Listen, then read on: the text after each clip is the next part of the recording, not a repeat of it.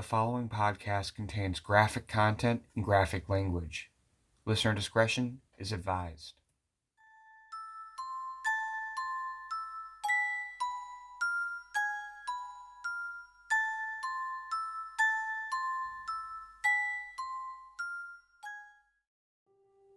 Hello, ladies and gentlemen. My name is Devin Zahn, and welcome to episode 11 of Tales for the Dark, Creepy Internet Stories. We got another great show for you guys today. We got another creepypasta story, another true crime case, and a cryptid story for us to go through, basically. But starting with our housekeeping for this episode, we have our 5 dad jokes for the episode.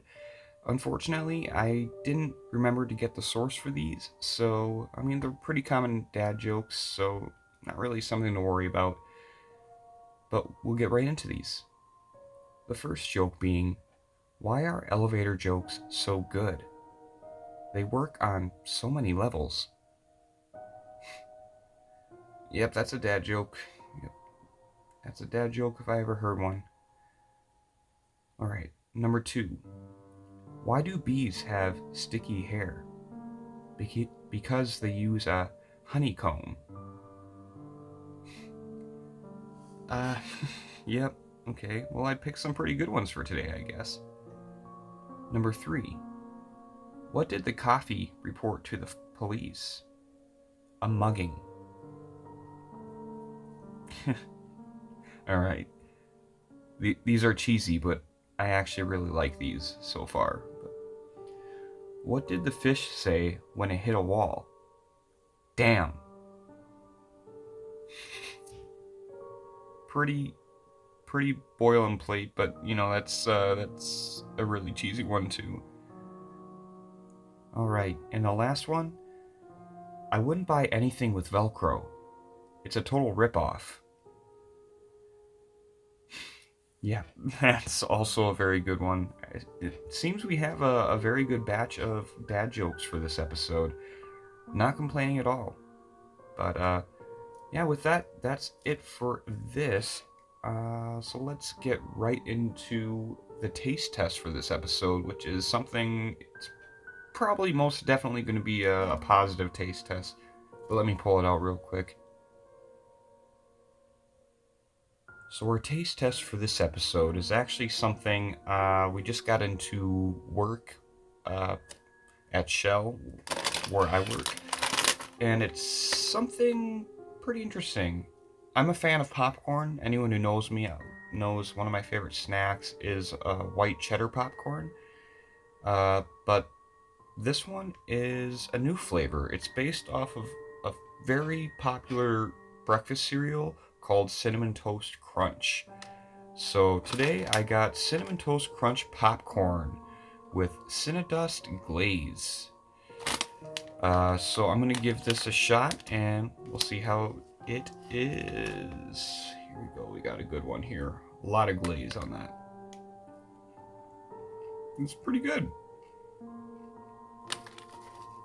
It's not bad. It gets better the more you chew. I'm gonna try one more just to kind of see, because it tasted kind of bland at first. Let me see here. This one's really glazed. Okay. It does taste like the cereal. I will give it that. But I do have some concerns with it. I will say that. You will see this coming to a lot of gas stations coming soon. But it's not Cinnamon Toast Crunch. The taste after a while tastes like Cinnamon Toast Crunch, but it's very bland. Even I picked 2 of the most glazed ones in the package, and I tasted a very dry popcorn. So, which I know it's popcorn, but no, when I say popcorn, I mean like unseasoned and dry, not flavorful. So, that's actually kind of a disappointment. I know I kind of talked that one up at first, but No, that one's pretty bad. Not bad. It's good, but it's not as good as I would have hoped for. So on a scale of 1 to 10, I'm gonna have to give that a 6. No, a 5. We'll give that a 5. It's good. I know it's kind of a low score. I kind of want to give it a 5.5 because it's between a 5 and a 6 for me. But it's a pass. If I see something I like better in a gas station, I'm gonna get that instead. They also have a Cocoa Puffs one that I want to try, but I'll have to wait till we get that in the store too. So 5.5 out of 10. Yeah, I would pass on it if I was given something a little bit better. But with that, that's the end of our taste test for this episode. We are going to be heading right into our first story for this episode, and that is our creepypasta story. So let me pull that up. This one's actually going to be the start of a trilogy of stories for the next 3 episodes, but they are a little bit lengthy by themselves, so I'm splitting them up between the 3, plus they were posted separately by the same author. So I'm going to pull that up here, and let me put these little mediocre popcorn bits away. Alright, so our first story for today is our creepypasta story, and that is going to be called Journal of a Psychopath, High School. And like I said, this is a 3-parter story, so we're going to do the first story this episode, the second obviously next, and so forth. But here we go. Journal of a Psychopath, High School. I am a retired private investigator turned real crime blogger. I have been receiving anonymous manuscripts in the mail detailing heinous acts of appalling psychopathy. For reasons concerning my work and the situation, I don't want to give you my true identity. You can refer to me as Mr. S. I started out in my early years as a detective, not to toot my own horn, but I was highly effective at my job, and before too long, I started taking much higher paying jobs as a freelance private investigator. Over the years, I have solved several high-profile cold murder cases. Unfortunately, in a work-related attack, I was seriously injured and retired from my job as a private investigator 5 years ago. Since then, I have started a well-known real crime blog and podcast. Recently, I started to receive anonymous handwritten manuscripts in the mail detailing heinous acts of dark psychopathy. No return address. On the outside of the first envelope, there was the following note. As my glorious life nears its end, my only regret is that nobody knows my greatest works and accomplishments. Below is the first manuscript I received. This manuscript was titled High School. Be warned, I believe that what you are about to read is the journal of a psychopath. High school. It was my 3rd week at my new high school. I'm used to being the new guy, so it doesn't bother me much. I'm an introvert anyway. I grew up in the foster care system and had never stayed in one place for too long. I wasn't known as a problem child. I just never bonded with any of my foster parents. They could tell, and my lack of attachment always bothered them. They could send me off and hope that their next foster child would give them the happiness they were looking for. The living conditions were usually substandard anyway. Most foster parents need to be needed, so I never took it personally. I never felt like I needed anybody. It's whatever. I was in my junior year anyway, and in just under 2 years I'll be liberated from the system and on my own. College will be all but free, as they practically beg us foster kids to go to college. Nonetheless, I was 3 weeks into classes at my new school, and I had already made an enemy, Jake Pearson. In this suburban high school, these idiots were just like the kids at every other school. A bunch of dudes trying way too hard to look cool and tough to the gaggles of girls who were trying way too hard to stand out by ironically doing the exact same thing that every other girl was doing. These hallways are filled with drama this, drama that. Look at these $100 shoes Daddy bought me. People are so drab. The day I arrived, I knew that Jake would be a problem. Jake was somehow the single most cliché high school jock I'd ever seen, including in the movies. He was tall, built, a ladies' man, and had rich parents. The most standout feature about Jake was his incessant need to act overly tough at all times. I was never sure if he was compensating for a tiny ego or if he just had a really large ego.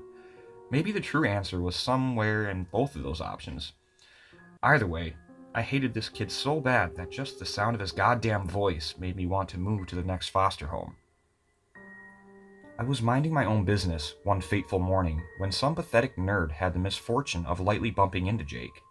Commotion stirred as students all around the hallway gathered to laugh at Jake's beratement of the scrawny nerd. "Did you just push me, Tiny?" he said way too loud, garnering the attention of the other idiots. The terrified scrawny kid stammered garbled apologies. I'm sorry.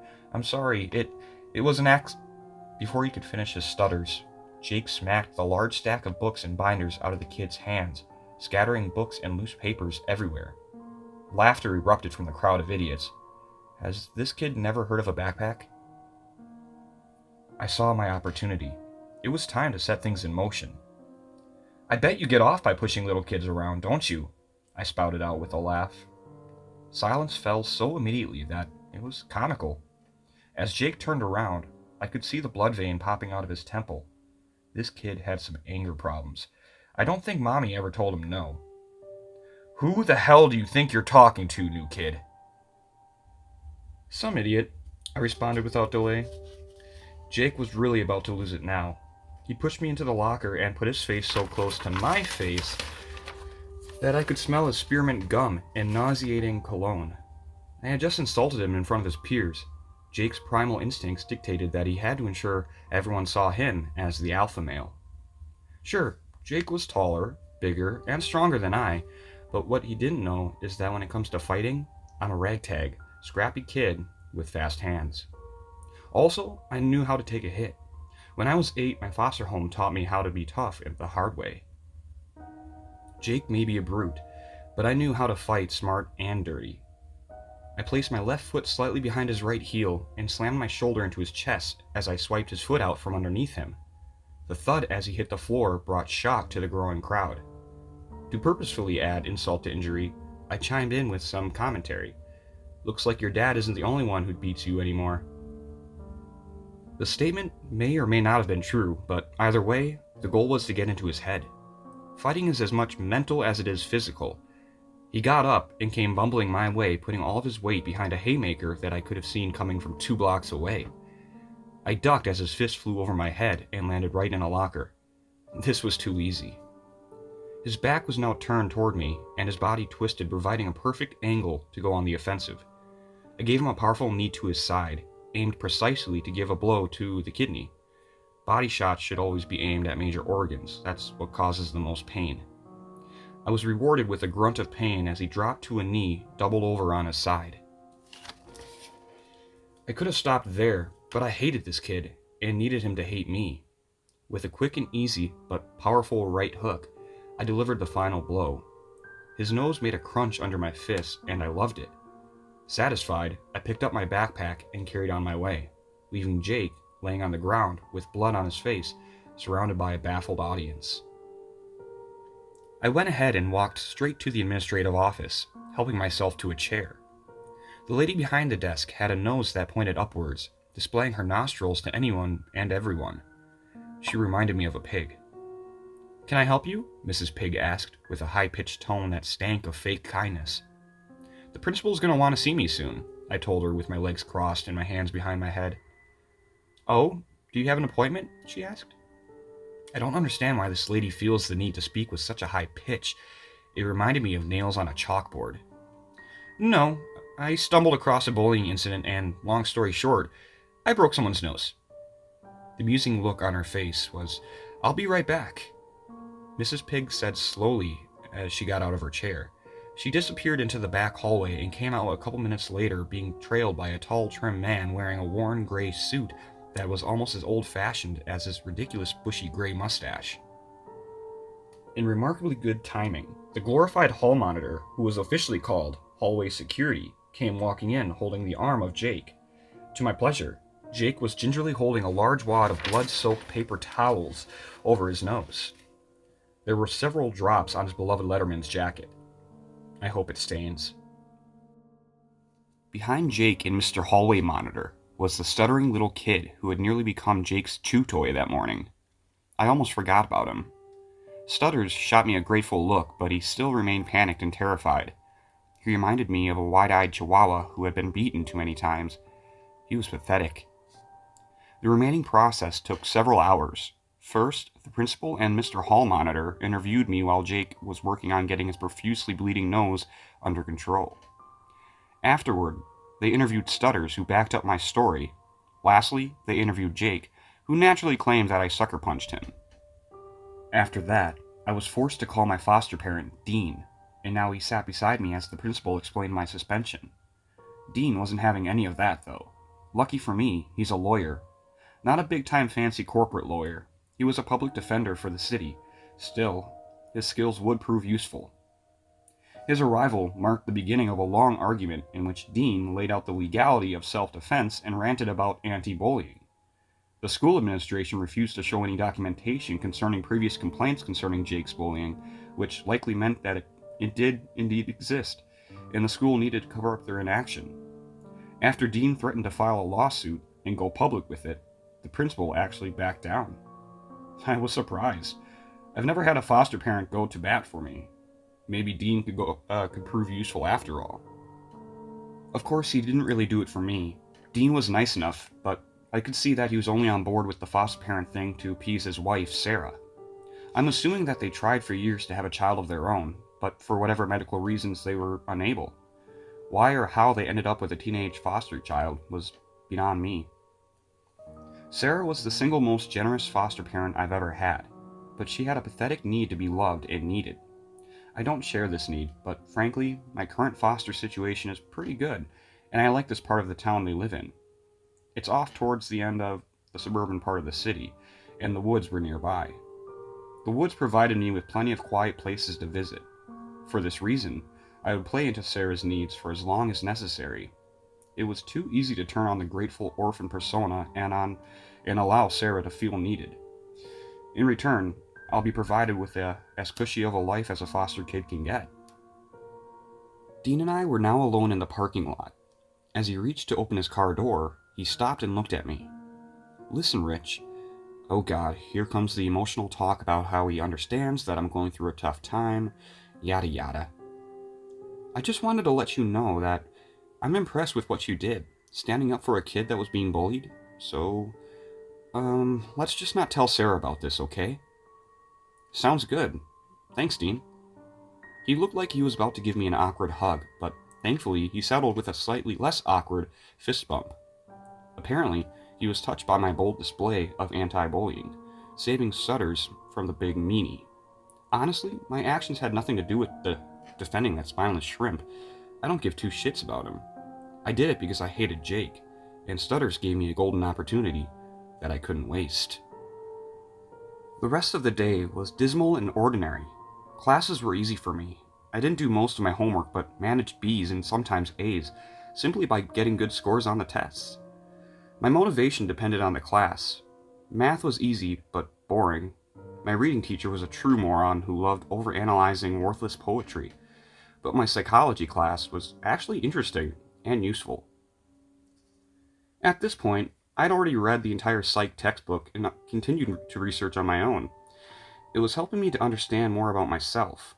I had been reading about personality disorders, and I saw a lot of myself in the section about psychopathy and antisocial behavior. At this point, I wondered if I myself was a psychopath. It didn't bother me one bit. It just made sense. Psychopathy is characterized by many things, including an inability to feel empathy. This is where I felt uncertain. There was one person, only one, who I've ever truly felt empathy for: Addie. Addie was once my foster sister, but we had been separated when I was 8. I'm not sure if I have the inability to feel empathy for another, or if I simply learned not to after losing Abby. As I was walking home, only a 25-minute walk, I turned down the back road right next to the woods. Houses were scarce on this road. Nice, quiet, and out of sight. About 10 minutes into my walk, I realized I was being followed by a maroon Mustang convertible. The car pulled up, and out clambered Jake and 3 of his minions. A group of idiots who followed Jake, like little neglected dogs hoping to get a compliment and some positive attention. I can fight, sure, but I'm not stupid either. I was outnumbered 4-1, so I turned and ran for the woodline. I'll admit, these kids were fast. I quickly realized that I wouldn't be able to outrun them, so I said, to hell with it. I'm more about fight than flight anyway. I ducked behind some thick brush and grabbed a hefty but manageable log. If I'm going down, I'll go down swinging. The footsteps were arriving quickly, so I swung my log right as victim number 1 came around the corner. The log connected so hard with his blocky head that it broke in half. Unfortunately, the log was useless now, but the damage had been done and victim number 1 hit the ground hard. I gave victim number 2 a hard front kick straight to the chest. He grunted as the air escaped his lungs, and he landed on his back with his feet in the air. King Leonidas would be proud. I dodged the third guy, a fat but strong kid who only knew how to bull rush. That's when a hard rock connected with my temple. I was on the ground now, and I didn't recall the fall. I was getting kicked repeatedly. A blow to my gut knocked the wind out of me, but I grabbed his foot and pulled, putting all my weight into his knee. Whoever that knee belonged to shouted out in pain. I probably just hyperextended it. The rock hit me again, this time in my nose. I was dazed now, but I could see Jake standing over me with a decent-sized stone. "All right, let's stop this before it gets too out of hand," someone said. I think that was victim 2. "Shut the hell up, Brian," Jake snapped back. "I'm not done." Another 2 kicks hit me hard in the ribs. "Okay, seriously, Jake, I think that's enough. Quit being a pussy!" Another 2 kicks found their home in my stomach as I struggled to get air in my lungs. "Kick him, Brian," Jake ordered. "Come on, man, he's already almost unconscious," objected Brian. "I said, kick him," Jake ordered again, looking threatening with the rock still in his hand. "I bet you like being his little bitch, don't you, Brian?" That sentence flew out of my mouth before I could stop it. I always knew what to say if I wanted to hurt someone. That statement was the last push Brian needed, and his shoe connected hard with my head. My vision was now covered with black dots. Through my blurry vision, I saw Jake lean down. "You're messing with the wrong person, Rich. You best find yourself a new foster home before I make your life so miserable you will want to kill yourself. Not that anyone would care." He stood up, gave me one last kick, and then ordered his brainless minions to go back to the car. I watched them leave, one kid heavily limping, victim number 1 just as dazed as I was. At least I did some damage. Despite the pain in my head and ribs, I laughed. Jake may have won the battle, but I knew that I would win the war. I knew I'd have the last laugh. Jake had no idea what I was capable of. My limits are beyond the sky. I always win. Sometime later, I made it home. As I walked through the door trying to act natural, it was immediately apparent how haggard I must have looked. Sarah gasped and rushed in to guide me to the couch, demanding to know what had happened. There was no way to hide this now. I might as well tell her the truth. Dean would understand. Sarah called Dean, who dutifully came straight home to support his distraught wife. Sarah was choking back tears, and she explained to Dean how I had been jumped.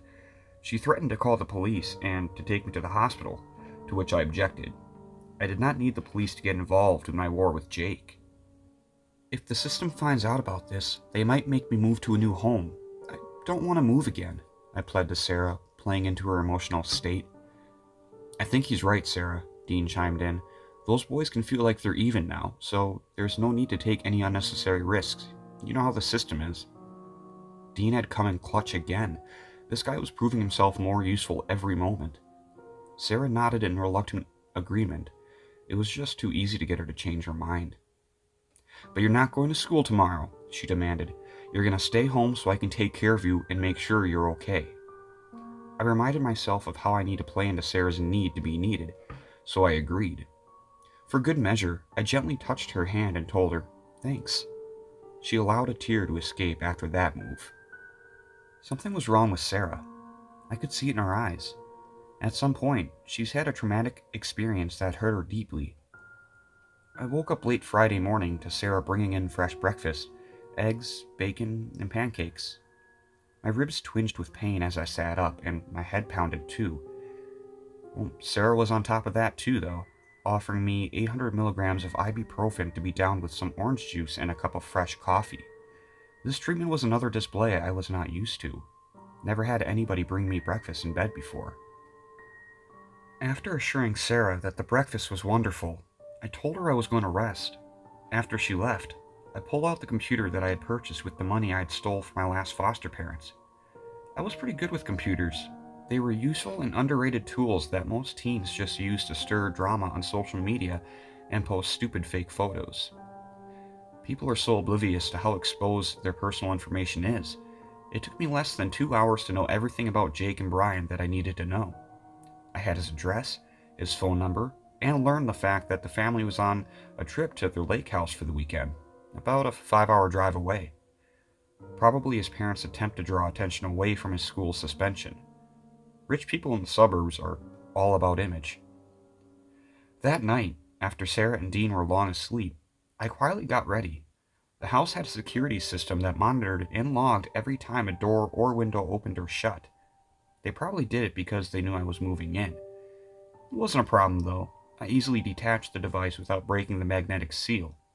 Actually, it was perfect.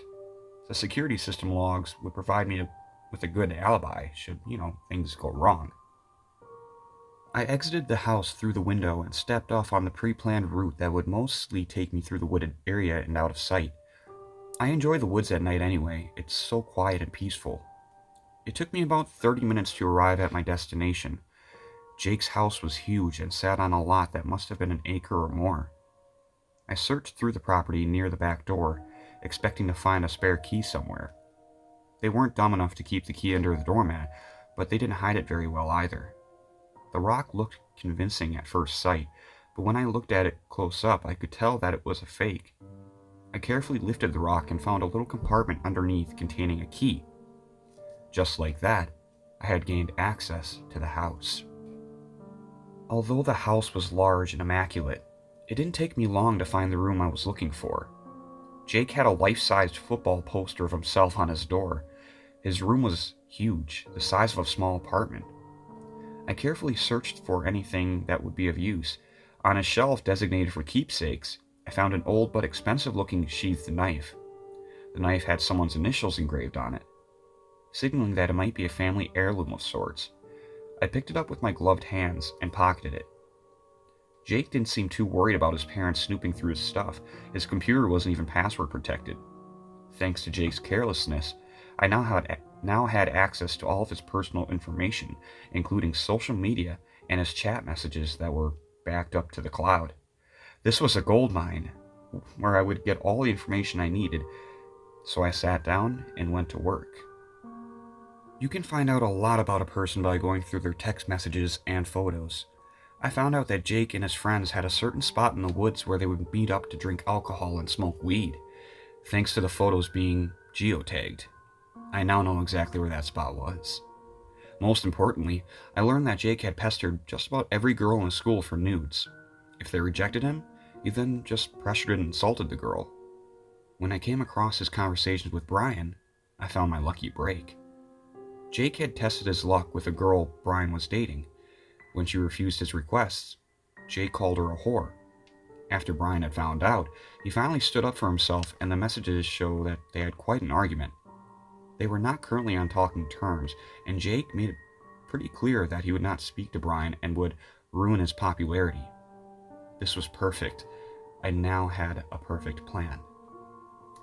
I saw that Jake and his family would be home Sunday afternoon. Brian's status showed currently active, so I sent him a message through Jake's social media, asking him to meet me at the spot Sunday night at midnight. After Brian replied with one letter, K, I deleted the messages so Jake would not see them on his end. On my way out, I stole a hoodie, some pants, and an extra pair of gym shoes. I made sure to grab stuff from the back of the shelves to ensure their absence would not be noticed. I took one last look around to feel secure that I had left no noticeable trace. After locking the door and carefully putting the key back where I found it, I went back home the same way I came, undetected. Saturday and Sunday, I continued to allow Sarah to look after me. It made her feel good, and I needed her to think that I needed her, so I could continue living here. Finally, Sunday night arrived. I put on the clothes that I stole from Jake and headed on my way. I waited in the shadows for Brian to arrive, and about 12:05 a.m., I heard the footsteps approaching.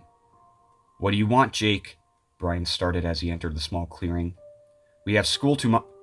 Before he could finish, I hit him hard in the face with a rock, Jake's signature move. Brian fell to the ground, putting his hands on his face if that would somehow dull the pain. I didn't care. I kicked him in his head and his gut over and over. I watched with pleasure as he rolled around in agony, betrayed and incapacitated. "Ah! What the hell, Jake?" "Oh, I'm not Jake," I told him coldly. Brian squinted up at the sound of my voice, shocked. He stammered a few disconnected words, trying to catch his breath through the pain. I knelt beside him. What do you want?" Brian finally managed to muster between heavy breaths. "Revenge."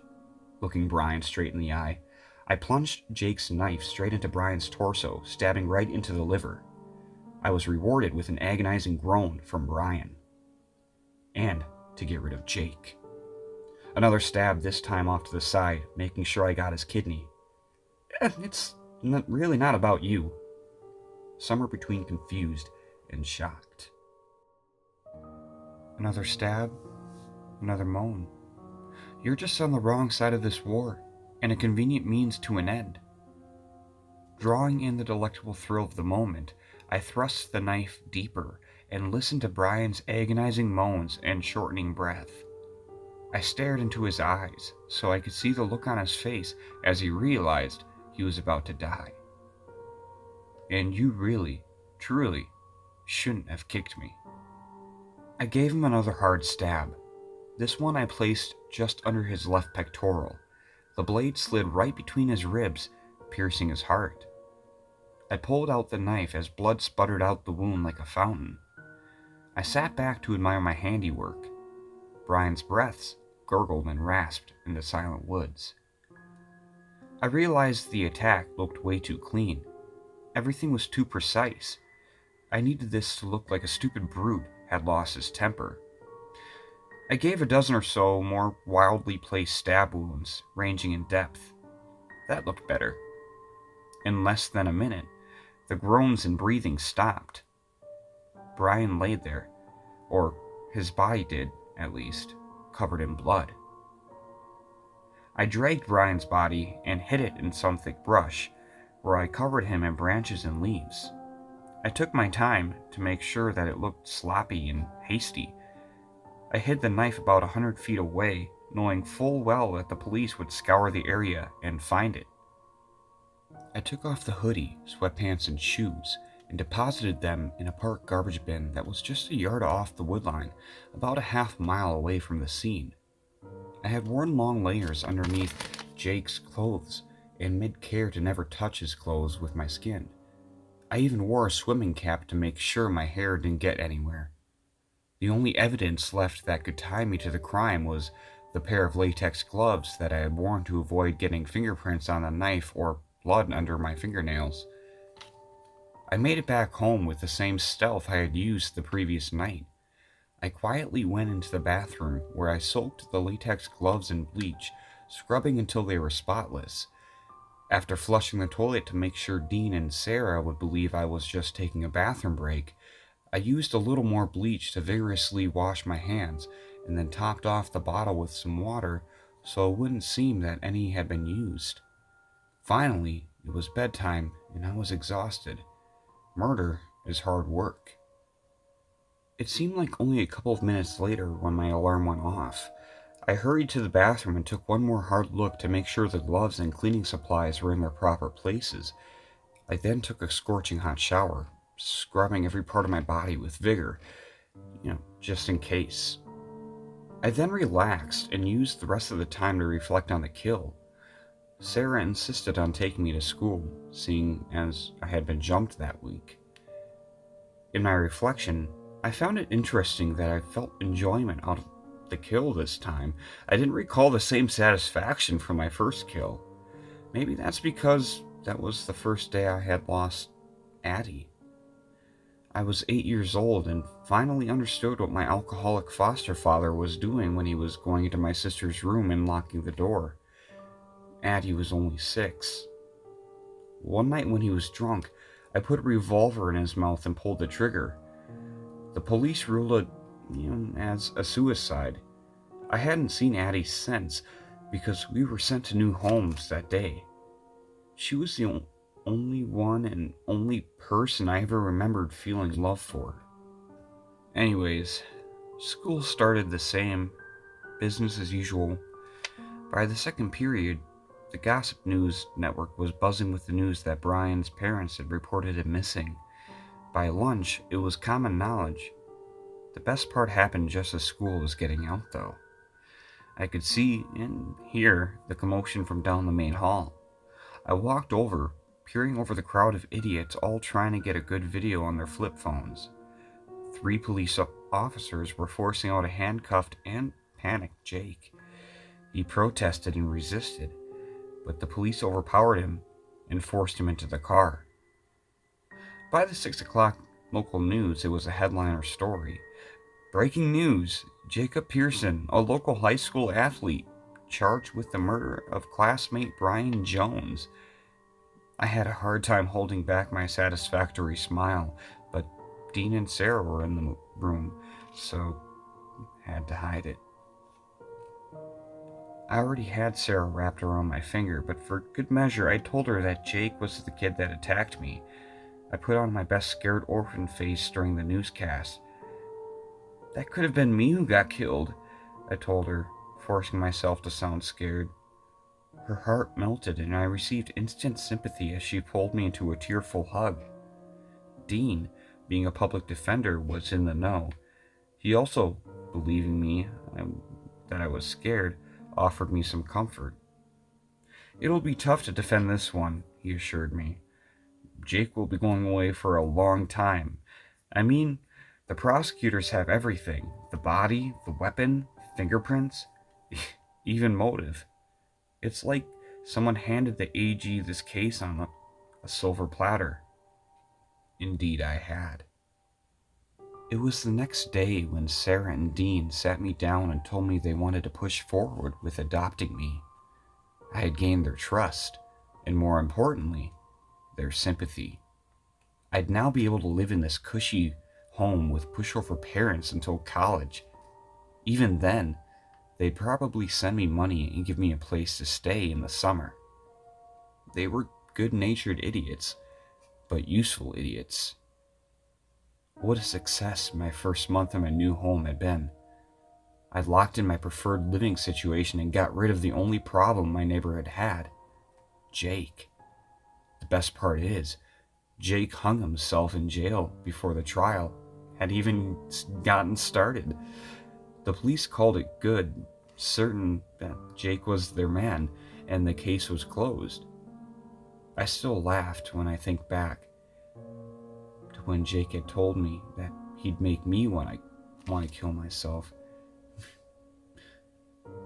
Like I said, I always win.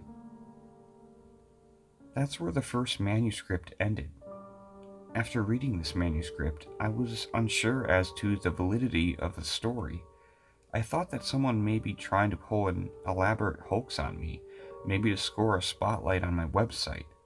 Or perhaps more sinisterly, it was an attempt to delegitimize my work and tarnish my credentials. Nonetheless, I was intrigued enough to dust off my private investigator hat and do some research. What I found that the story is, at a minimum, based on real events. I found the news articles about Jacob Pearson, the promising high school athlete that threw his life away by murdering a fellow student. The question I face now is this the true story from a psychopath named Rich, or a simple fabrication based on real events? What do you think? Respectfully, Mr. S. Alright, so that is Journal of a Psychopath High School. And like I said, that's going to be part one of a three-part story series for the creepypasta segment for this podcast. So I hope you guys enjoyed it, because there's going to be two more parts, and that's going to be our next two episodes. So what did I think of this episode? I liked it. This is actually really well written. This was 9.4 on the creepypasta site. So it was, I liked it.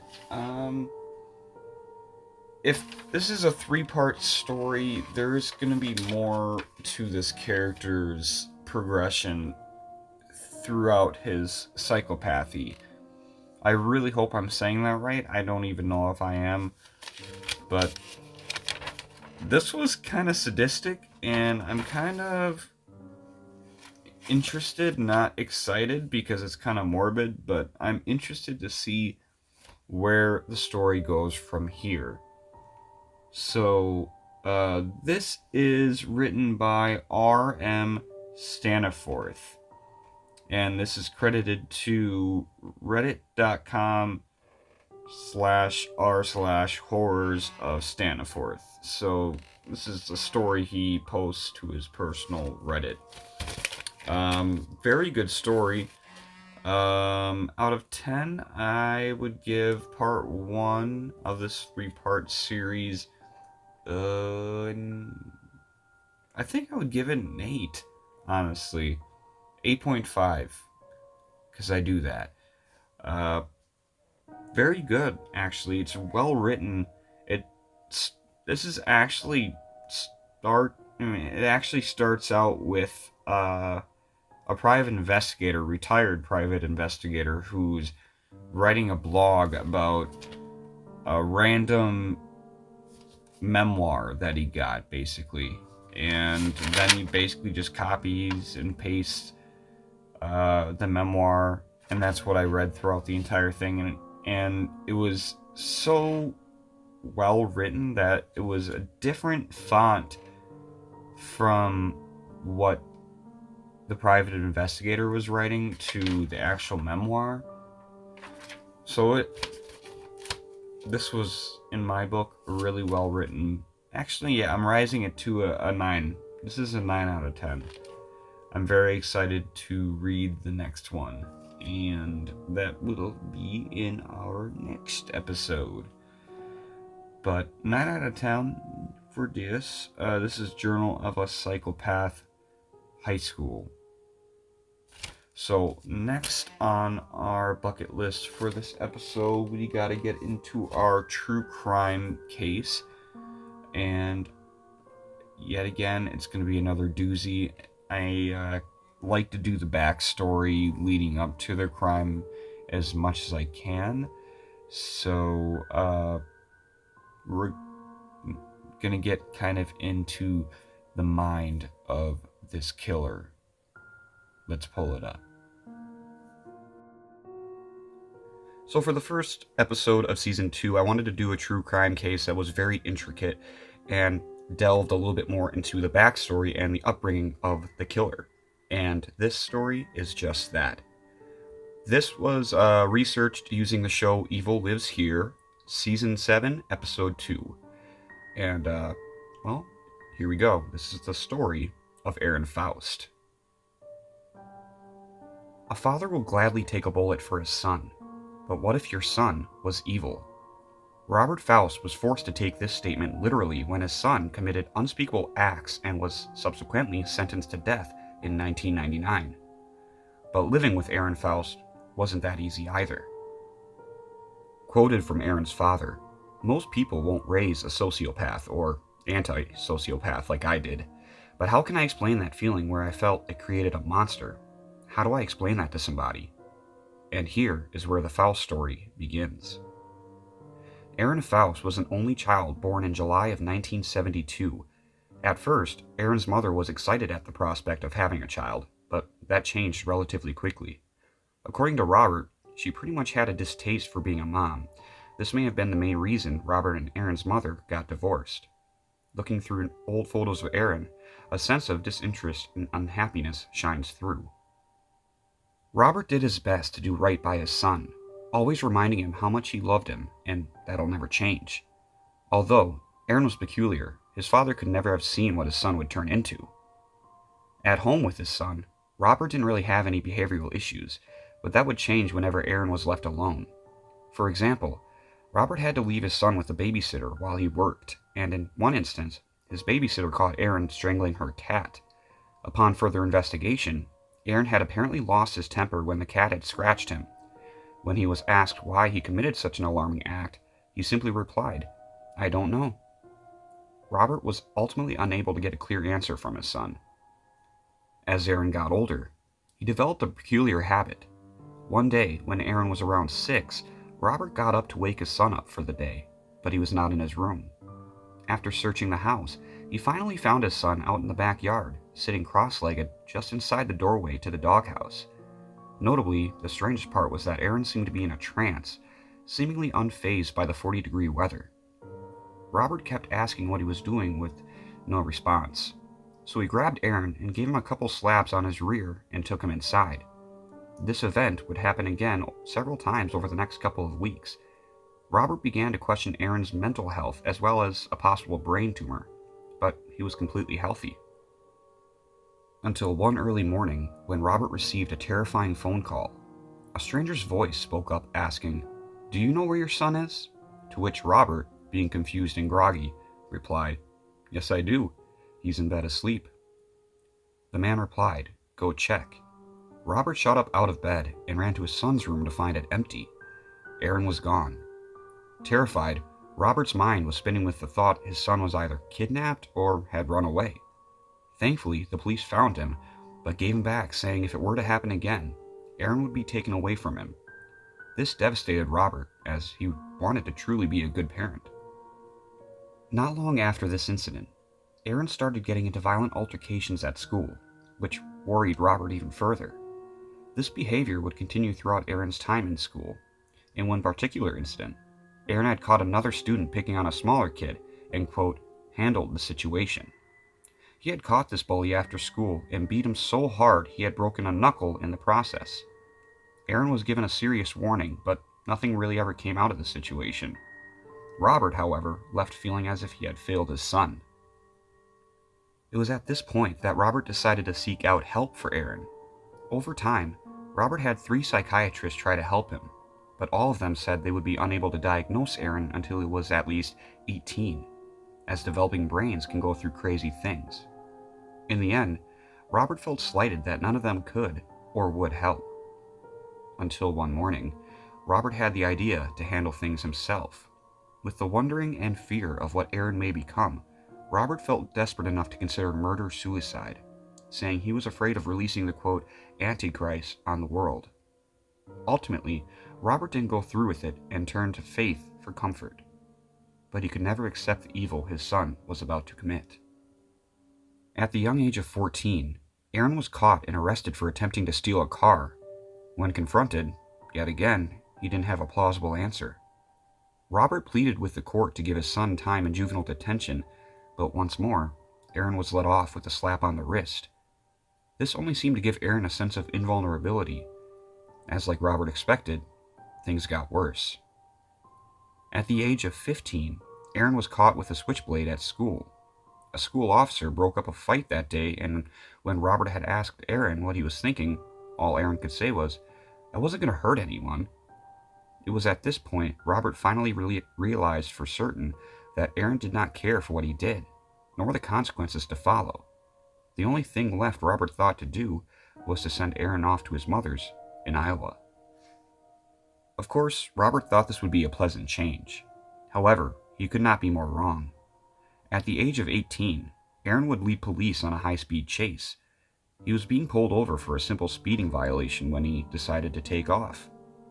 He was caught and thrown in jail for around 3 months, and during that time, a psychologist diagnosed him as an antisocial sociopath. Eventually, when Robert came to pick up his son, he realized he didn't deny any of it. Maybe he had finally accepted it. Aaron was given medication to which he refused to take, and eventually he would move out on his own. And for a while, everything seemed to be doing much better. Aaron had a job, an apartment, and even a girlfriend, but he always had his dark side. On one particular afternoon, Robert received a panicked phone call from Aaron saying him and his girlfriend were having an intense argument. When Robert arrived at Aaron's place, he found Aaron so upset that he was holding a shotgun in his hands. His girlfriend didn't really help, as she kept saying, "What are you going to do, shoot me?" Robert finally talked Aaron down and calmed him down enough to make him spend the night at a friend's house to cool down. Aaron's appearance eventually changed to Robert's shock. Just as well, he visited his father less and less. On one occasion, Aaron was with a friend who, as his father tells, looked as if he could be Aaron's twin. However, the visit ended just as quickly as it began.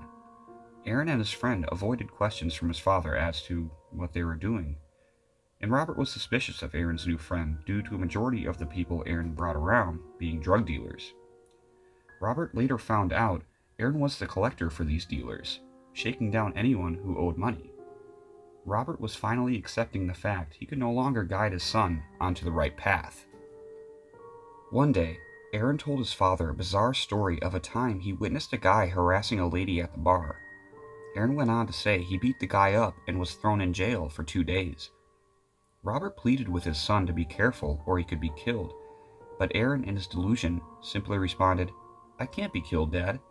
I'm invincible," citing another incident where someone pulled a submachine gun and sprayed at him, missing every shot.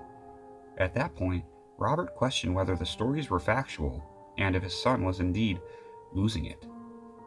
But on May 20th, 1997, Robert's birthday, everything changed forever.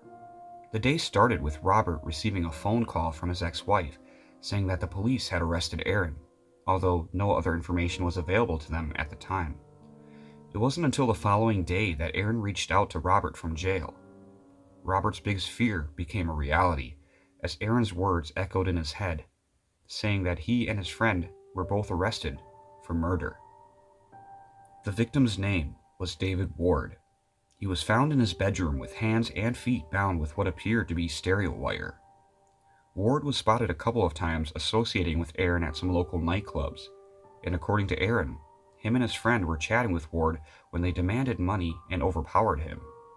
If it wasn't enough to kill Ward, however, Aaron and his partner in crime then took Ward's car and credit cards and went out to eat, where an alert guard was alerted. With no remorse, Aaron said he killed Ward because he wanted to, and because Ward owed him money, among other colorful remarks. Not once did Aaron deny his role in the murder, almost seemingly emotionless about what he had done. In the end, Aaron grabbed Ward in a chokehold in order to kill him. The trials wrapped up relatively quickly, and Jamal, Aaron's accomplice, was ultimately sentenced to 20 years for robbery, while Aaron was found guilty of capital murder and sentenced to death. It would only be a year until his death day would come, and when asked about his feelings on the ensuing execution, Aaron responded with, quote, "Fine, feel good."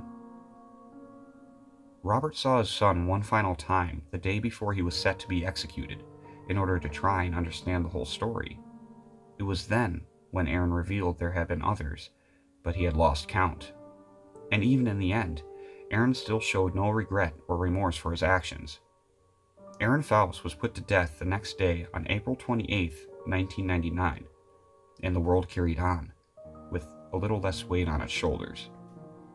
The final thing his father reflected on was a poem Aaron had wrote to him 2 years prior to his execution.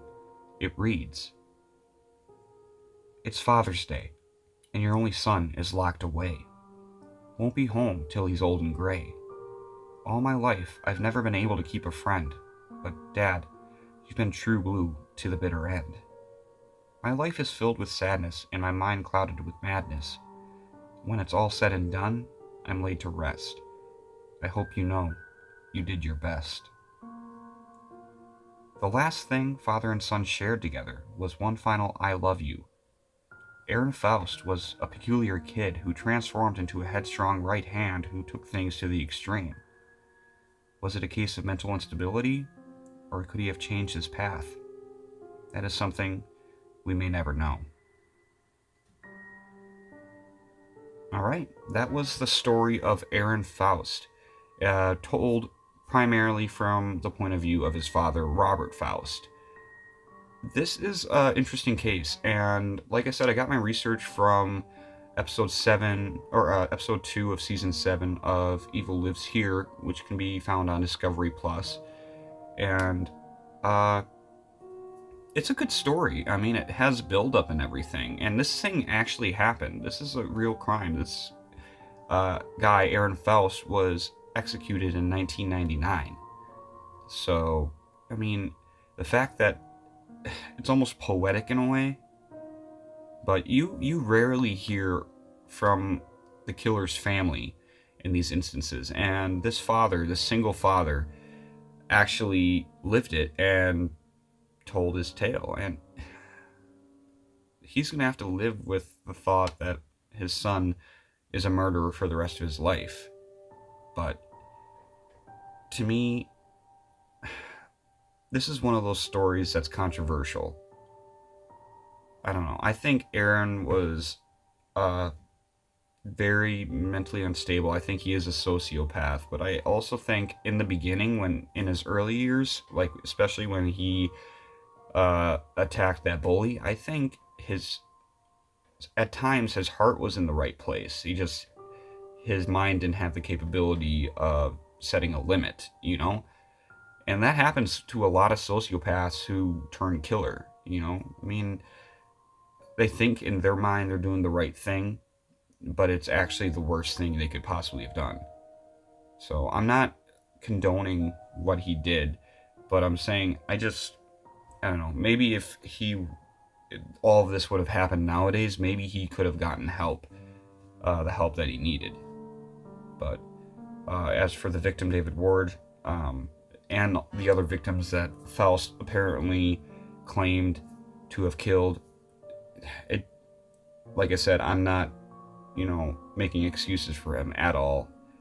You guys had lives that you needed to live too, and that was cut short by a sociopath who was born in a time with poor treatment options. So, Aaron Faust is a killer. He was executed in 1999, and I don't think we're going to get any more out of this. We're not going to be able to delve into the mind of this killer. But I thought it was a good story to start out with, because this is kind of the route I want to take with our true crime cases from now on this podcast. I want to go into, their upbringing, their origin story, So I want to focus on that more.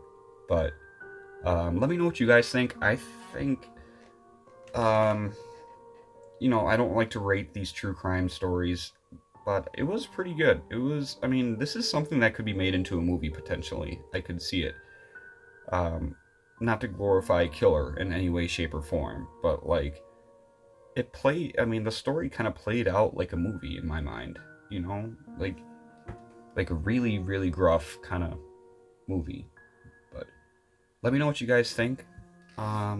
With that, though, we are going to be moving into our last story for the first episode of Season 2, and that is going to be our cryptid/paranormal story. And this one actually is kind of a hybrid of both. This one is a legend that you guys have probably all heard of. This is the story and the lore of the Boogeyman.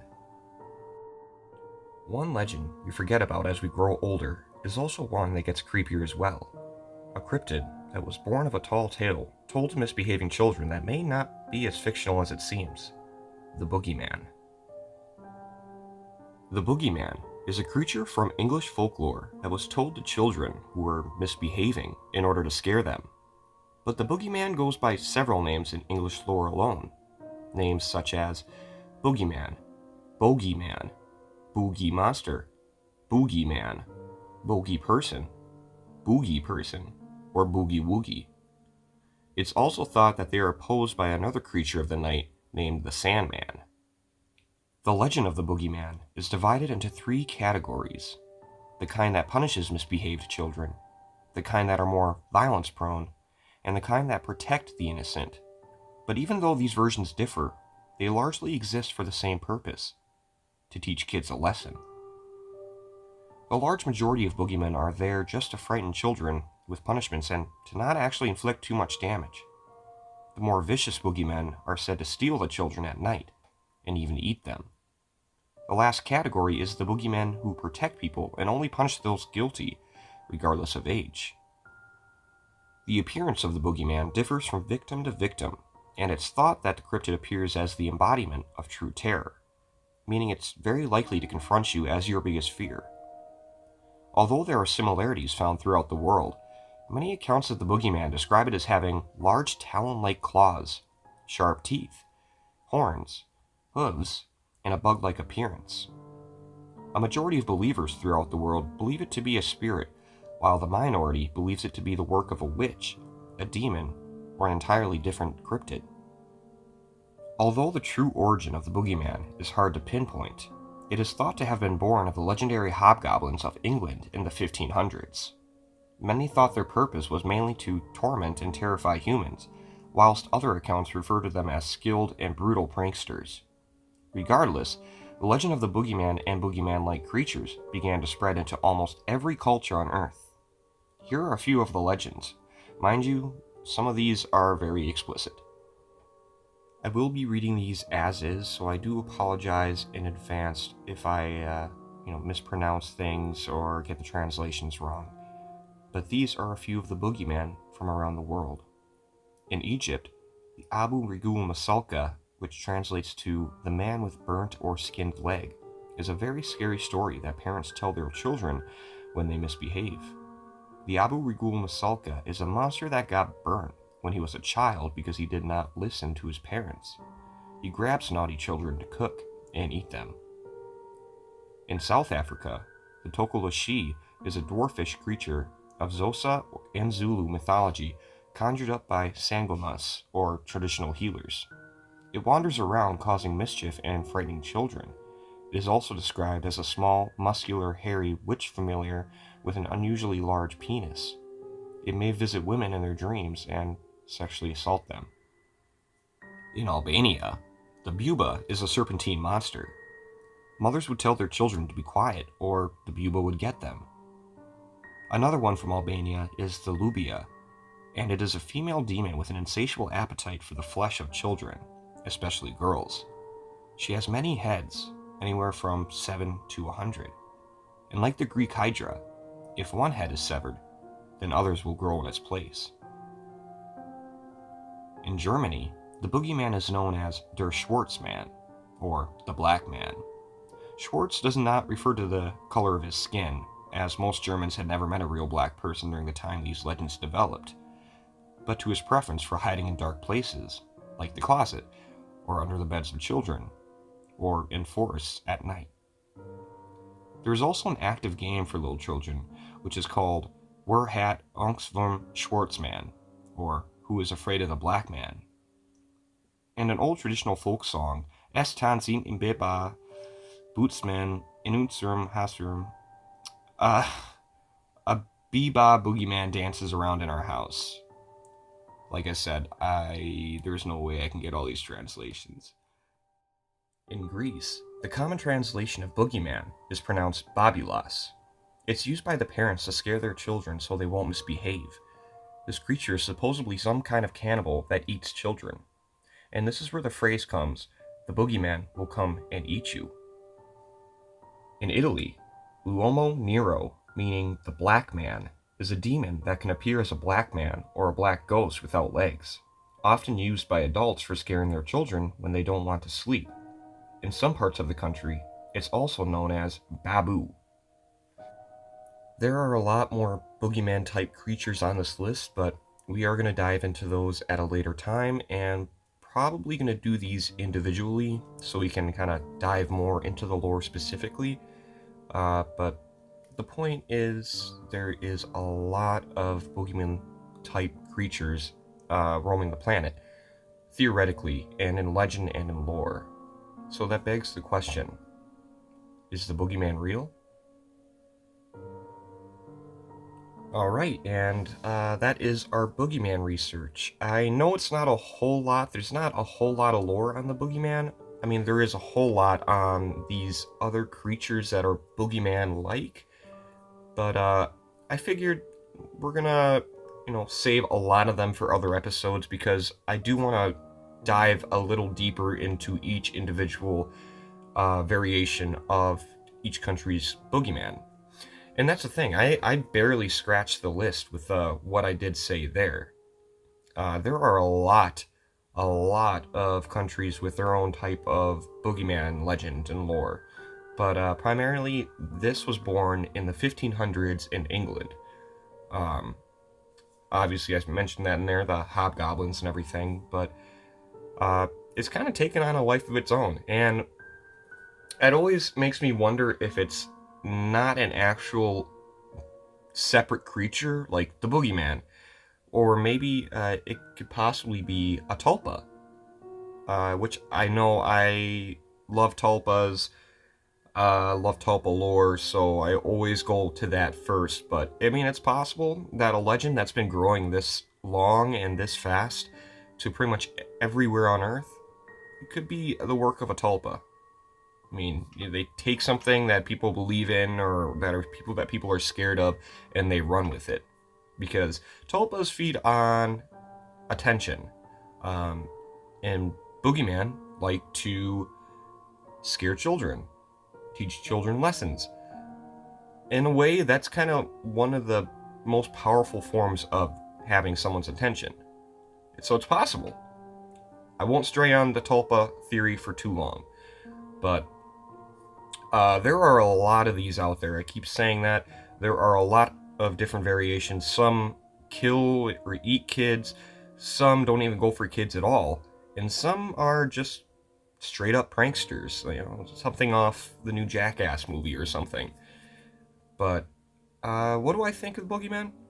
They've always terrified me, mostly because, I mean, the legend has grown so much that it's even bled into our television, our shows. There's a wrestler in the World Wrestling Entertainment business, WWE, there was, I should say, named the Boogeyman. And if I had to describe a Boogeyman, that's exactly how I would see the Boogeyman. A really scary, creepy, voodoo-esque guy who, with a red face, horns, and eats worms. So that kind of, I mean, WWE kind of got the lore pretty good on that one, because the bug-like appearance with the eating of the worms, the red horny face, horned face, horny is a different type of horn, but the point is all the same. This creature has scared children and honestly adults alike all over the world, literally everywhere in the world, since 1500s, about 600 500 years, I should say. 600 years, really? But what do I think of the Boogeyman? I think it's very plausible that he exists. It exists. I'm not saying, there isn't a boogie woman out there. But I think that it is largely based on the culture's beliefs. So, and that is why we're going to be delving into this a lot more over the coming seasons and stuff like that. I don't know if I'm going to be doing another Boogeyman type story next episode, just so we can kind of keep things moving, but let me know what you guys think. Does this creature exist? Or is the Boogie Woogie just another tall tale? Let me know what you guys think. So with that, we'll be moving into the final part of the episode, which, as always, is our new listeners, and then I want to go into our plans for the next coming episodes that are coming up in this season. So, starting off with the new listeners, we have Joshua F., Kenneth H., Jasmine H., Jeanette D., Steve A., Miguel G., Savannah A., Casper H., Kim W., Harry P., 2T. Sorry if I botched that. Didn't really recognize the character on Facebook, so I hope I got that right. Then we got Pretty K, Kenzie K, and Ashley W. So we got a significant amount of new listeners since the end of season 1. So thank you all for joining, and thank all of you who have joined in the past. I know it's been a little while since I've posted, so you sticking around really does mean the world to me. So that is our new listeners for this episode. So let's get into what we're going to be doing for the rest of the season, or at least for the foreseeable future. Alright, so we did part 1 of 3 parts on our creepypasta today, entitled Journal of a Psychopath. This one was entitled High School, but there are 2 more parts to it, so we are going to be doing those over the next 2 more episodes. So stick around for that. As for the true crime and the cryptids, I really do rely on all of you guys for suggestions and stuff like that. So if you ever have something you think you would like me to cover, send it my way, because I will definitely take a look at it. But as for those plans, those I will keep a secret. Those who send stuff in, you'll know. But everyone else, you gotta stay tuned. So, other than that, yeah, we're planning on releasing another 10 episodes this season with a few mini-sodes mixed in between. Actually, I think the next episode is going to be a mini-sode, going back to, true horror stories off of, like, Reddit and stuff. We're going to switch it up from, like, just strictly Let's Not Meet to all of the internet. So, if you guys have scary stories too, send them in, send those in too. I mean, I would love to read some on the podcast. So, other than that, I think we are good. All I can say is you guys are going to be laughing at the next taste test. So, stick around for that. Other than that, from the Zon studio, which is basically just my bedroom, I will catch you guys in the next episode. Thank you so much for listening, and try to sleep well tonight. I'm out.